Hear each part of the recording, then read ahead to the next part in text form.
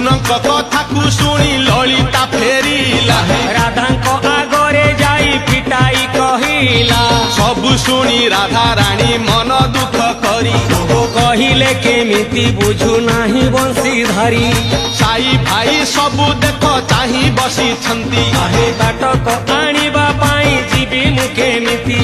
ତାଟକ ହଜେଇ ମୁହିଁ କହି ତ ନଥିଲି ଆଜି ଜାଣିଗଲେ ସବୁ ନିଶ୍ଚୟ ଦେବେ ଗାଳି